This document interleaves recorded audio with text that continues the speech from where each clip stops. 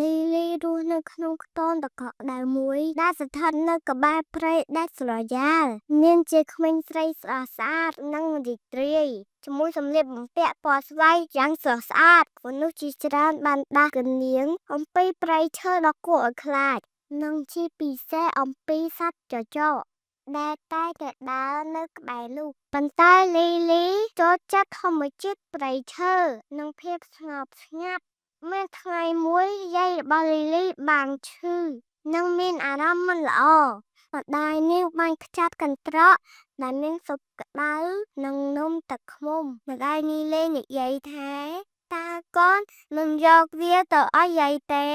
គាត់នឹងសប្បាយចិត្តពេលដែលបានជួបកូនលីលីបានយល់ព្រមនិងដើរចេញពីព្រៃដែលមើលទៅគួរឲ្យទាក់ទាញពន្លឺព្រះអាទិត្យបានជះតាមស្លឹកឈើលីលីបានជ្រាវតិចតិចកន្ត្រករបស់នាងយកទៅមកយ៉ាងទន់ភ្លន់រំពេចនោះស្រមោលមួយបានធ្លាក់មកកាប់ផ្លូវរបស់នាងចចកពណ៌ប្រផេះដ៏ធំមួយបានឈរនៅមុខនាងវាមានថ្មីមុតស្រួចនិងភ្នែកធំធំបាទជំរាបសួរកូនតូចទៅណាតាមម្នាក់ឯងក្នុងព្រៃឆ្កែចចកនិយាយសំឡេងរបស់វាគួរឲ្យភ្ញាក់ផ្អើលលីលីទោះបីភ្ញាក់ផ្អើលបន្តិចតែស្មារតីនាងនៅតែធម្មតានាងបាននិយាយថាខ្ញុំយកកន្ត្រកនេះទៅឲ្យយាយរបស់ខ្ញុំលោកចចកព្រោះគាត់មិនសូវស្រួលខ្លួនទេចចកបើកភ្នែកធំធំយាយឯងឈឺអីហើយយាយឯងរស់នៅឯណាលីលីបានប្រាប់ចចកពីទីតាំងផ្ទះរបស់យាយនាងតែចចកបាននិយាយដោយស្នាមញញឹមយ៉ាងមើងមកថាហេតុអីក៏ឯងមិនរកការព្រៃដ៏ស្រស់ស្អាតខ្លះសម្រាប់យាយរបស់ឯងគាត់ប្រកាសជាចូលចិត្តវាលីលីមិនទាន់បានឆ្លើយផងកាយចចកបានបាត់ខ្លួនពីផ្លូវវាផ្លាស់ទីយ៉ាងលឿន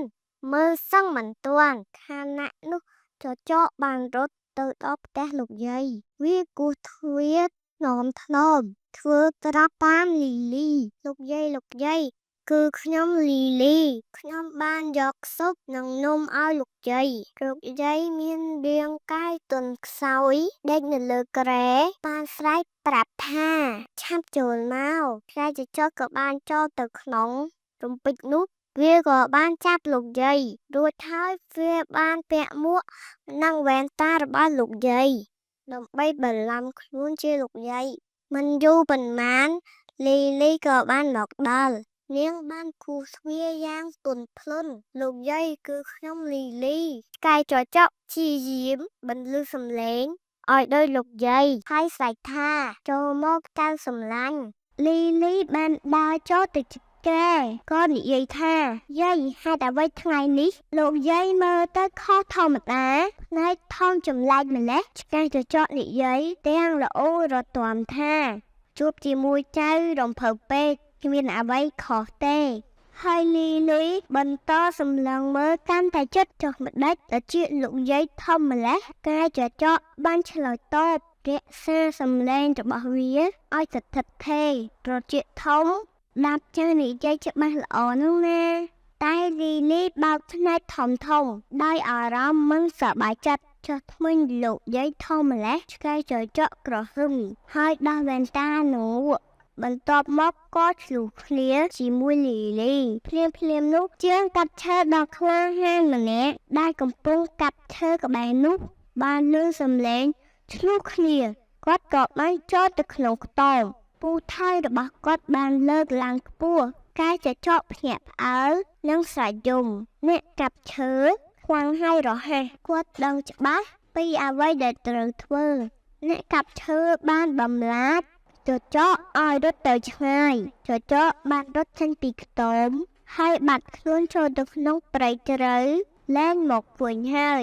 លីលីបានអរគុណជាងកាប់ឈើដែលបានជួយលោកយាយមានសុវត្ថិភាពលីលីអោបយាយយ៉ាងមែនដោយធូរស្រាលចាប់ពីថ្ងៃនោះមកលីលីនៅតែធ្វើដំណើរទៅមកតែយាយនាងធម្មតា